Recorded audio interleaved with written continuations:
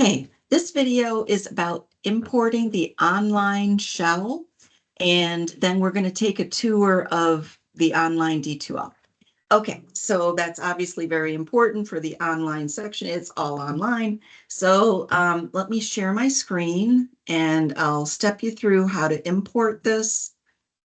Let's see. Okay, so the first thing I'm going to do is go to my online section.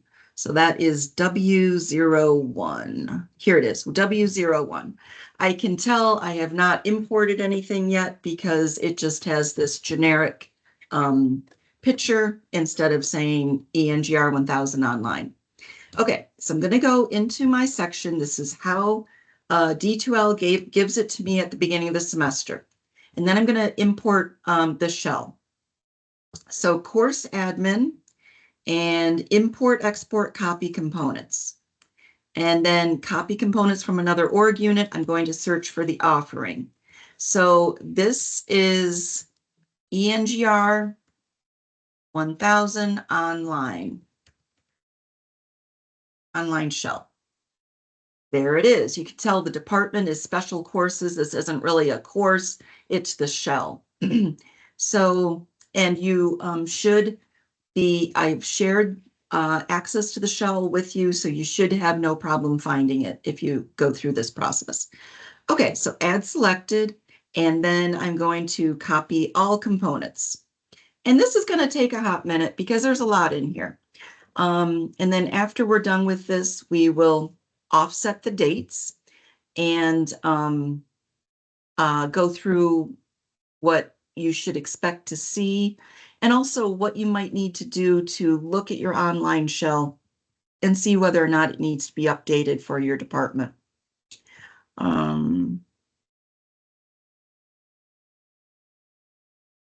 Okay, copy completed. I'm going to do review and manage dates. Now, I want to offset the dates. So I only want to look at assignments and quizzes. So I'm going to filter because right now it's got all these grade items and everything. The first time I did this, I started manually going through, and then I realized I was giving dates to grade items, and a grade item itself doesn't have a date. It's the assignment or the at least not when I do it, it's the assignment or the quiz that has a date. So I'm going to do specific tools, assignments, and quizzes, and then apply the filter. Okay, so you can see that I have set these all up, everything I wanted to set up. And I, since I'm teaching my two face-to-face sections Tuesdays, I decided to go ahead and have my my online section also have assignments due on Tuesday. So the first, I don't know, 7 things here, well, except for this second week survey, everything else is assignments. They are the assignments that are due throughout the semester. So I have it set up that everything is due at 11:59 p.m. on Tuesdays. So if I look at the schedule for my class, okay, so what I'm having them do now, mine is, I'm not following a rotation. This is the overflow section, so I don't have other people coming in. So I'm just going through the departments alphabetically. And this is a little bit different. The course schedule is a little different than it is with the face-to-face because I feel like with an online section, we need to give them more information. So, okay, so I tell them each week what's due. So week 2, week 1, of course, nothing's due. Week 2, they have to do the civil engineering lecture 1, and also the virtual scavenger hunt is due. So that is the 26th of August, and the due date, it's the due date at 11:59. And so if I look on here, sure enough, the 26th of August at 11:59. So the first thing I did is I went through and grabbed all these red assignments, and it's either an assignment or a quiz, and you'll get used to what it is. The scavenger hunt is a quiz, the ethics is a quiz, the licensure is a quiz, And then engagement, communications, and time management, those are assignments. Okay, as far as how D2L categorizes them. Okay, so I have all of these. And then notice here that I also have to put in due dates for each of the lectures. So the students each week will be reading through lecture material and then taking a quiz. The quizzes, they're not easy, so if the students don't read through the lecture materials well, they won't do well, but I guess they'll learn that pretty quickly. And so each of these needed to have a date. If you decided that you wanted everything due Friday at noon, you can just offset each of these. So select everything that you want to have an offset date with. Just took out these two that don't have dates. And then if I wanted to do bulk offset of each of these, not the start date, but everything else, I can calculate the range between 2 dates. And you can say, okay, well, Laura has it due Tuesday at 11:59 p.m., but I want mine to be due Friday, so go to the same week. So instead of the 19th, that would be the 22nd. And let's say you decide to make it due at noon, just theoretically. I'm not suggesting this is just a time you could do. So what it'll do is the dates will be offset forward by 3 days, and the time will be offset backwards by 11 hours and 59 minutes. Okay, and then it'll do it automatically to all of those, every item that I have checked, because I'm doing a bulk offset dates. That is much, much, much faster than going in and manually doing each one. So I'm going to cancel this because I don't actually want to do this, because I like the Tuesday at 11:59 p.m., but I'm going to do that. Okay, so now let's go to content. And under start here, please add your information to professor information fall 2025. And how you will do that, you will go edit HTML. And then, I'm not sure why, I copied and pasted these pictures, but they didn't turn out very well. You will add your info. I have the names, so right underneath your name or in place of your name, add your picture and then a brief bio about yourself. It's always good, I think, to add a little bit of personal information or humor to show that you are in fact a real person. Okay, so this is under start here. There is a discussion with student introductions. I would encourage the students to do that, but they don't really have to. It's not a graded item, but it would be nice if they do that. And what you might want to do is go into that discussion and add information for yourself, like your hometown, what you like to do for fun, whatever you want to add in there. Okay, next up in the table of contents is syllabus and schedule. So this is the online template. And so you need to download this and customize it for yours. And then put yours, delete these and put yours up. So I am deleting those 2 templates.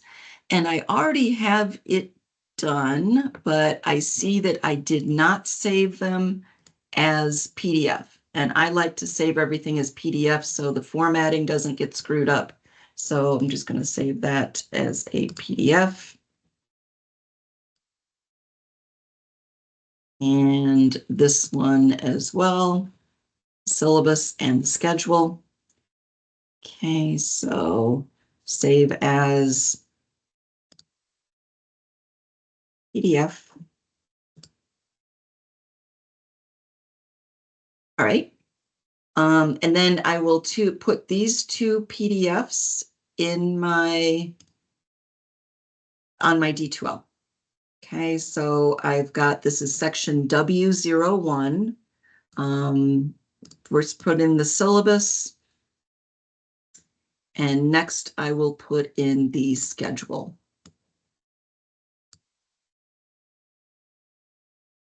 Okay, So the syllabus, you should have gone through and modified it. Let's just take a quick peek at the schedule. I think I said this earlier, but I do give the students more information about the schedule.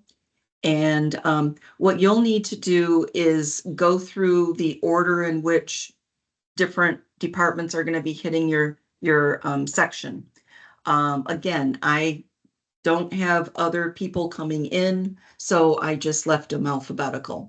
But if I was like, say, Matt, and in section BWA, what I would do is I would look at group 2. So this is Tuesday, Thursday days plus online. And I would see that for the online section, the first weeks 2 and weeks 3 will be electrical and computer, then civil, then the advising, then ME, then industrial and systems, engineering technology, and then robotics and mechatronics. Okay, so I would add them in those order, and then of course put the appropriate date. So I guess it's not as simple as just offsetting the dates, since you also need to, unless you have an overflow section, because you need to go through and put these in the right order. So you kind of do need to go through all of these attendances, excuse me, these lecture quizzes, and modify the due dates.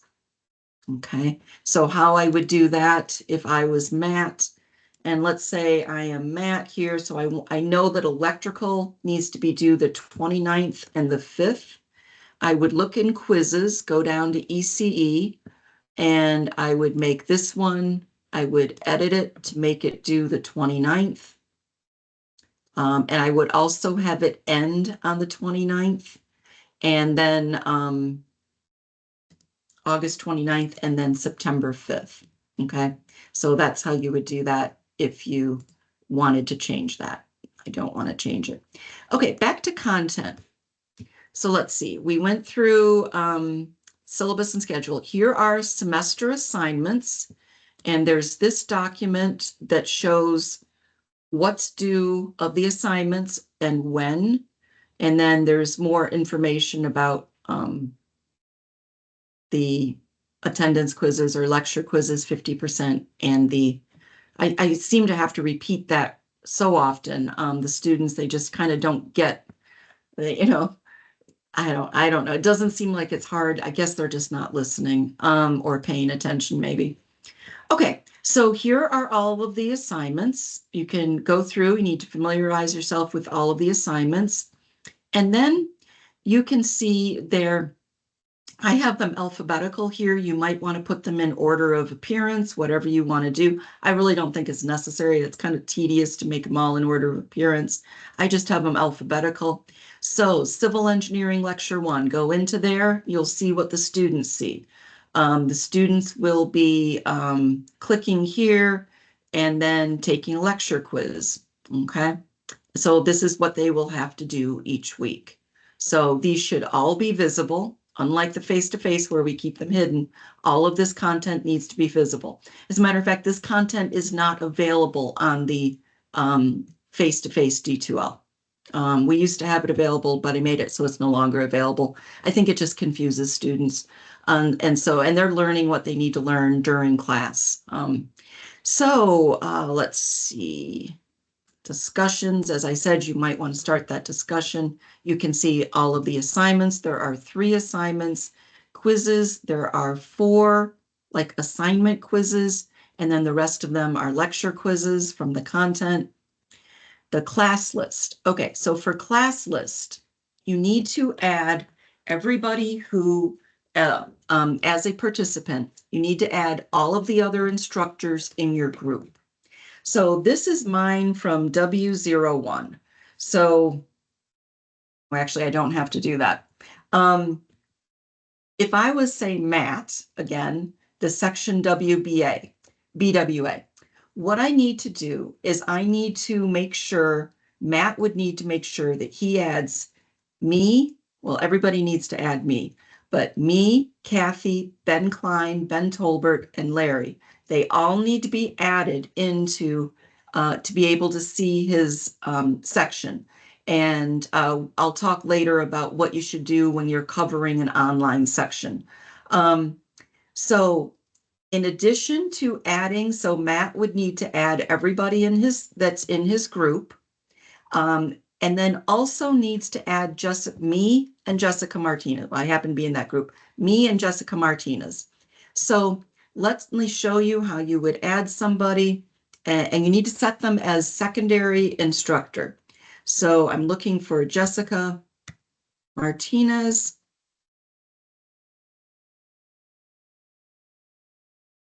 Right. Now there's a few Jessicas. Jessica used to be, her maiden name is Williamson, so she's J Will 632.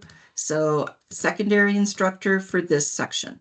So I am adding Jessica as a secondary instructor to this section. The reason for that is that Jessica will be adding she will be adding advising content to your section. And so that's why she needs to have access so she can edit your section to have that. And then I've asked for access to all of the sections because I go in and make changes occasionally. If we make a decision as a team that we're going to do this, or we have a research project on this, so I'll add these survey questions.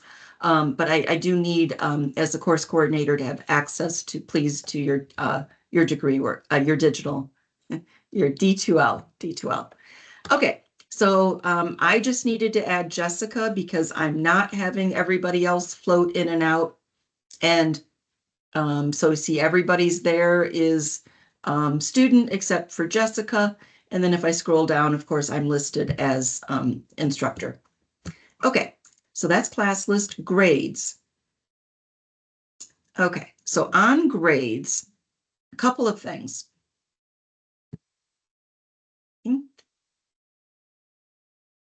I'm not sure what it's processing. So I don't think I really did anything. It's putting it in the enter grades view. All right, so under settings for grades, I want to point out that we will be dropping the lowest, excuse me, no, not that. We will drop ungraded items, but automatically apply a grade of 0 to missing submissions once an assessment becomes overdue. So we need to do this because we don't accept late homework or late lecture quizzes. That is not something we do. And so we need to set this up. So I'll be setting it up. I guess I'd forgotten to do that in the shell. I will be setting the shell up before you download it. I will or import it. I will be setting it up to be like this. Okay, so I'll go save and then close that out. And then back to grades. Let's look in the manage grades pane. Manage grades view. All right, so you can see that all of the grades are broken into homework assignments and quizzes and lecture quizzes for the online. There are 6 homework assignments and quizzes, and we are going to allow the one they score lowest on to be removed. So how I do that, I thought I had already set this up, but no, I didn't. Okay, so I'm going to distribute weight evenly and drop the lowest non-bonus item. Let's save and close that. I'll be doing this to the shell before I have you guys import it. So you can see there are actually 7 assignments worth 100 points each, but the max points is set at 600 because I'm dropping the lowest. So what students can do, if they do well on assignments 1 through 6, they'll just leave it alone. They don't do the design quiz, and that'll be the one that's dropped. Or if, say, they forgot to do the ethics quiz and they panic, just tell them, don't worry, you can do this optional quiz at the end. So in that case, the one that they score lowest on, the one they forget to do, or let's say they bomb on one of these, they shouldn't bomb, they're not hard, but let's say they do.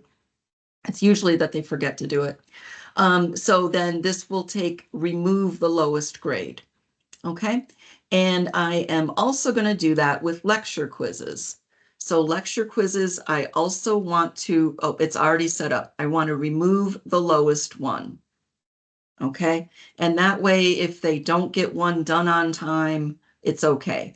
On the lecture quizzes, they are worth 40 points each.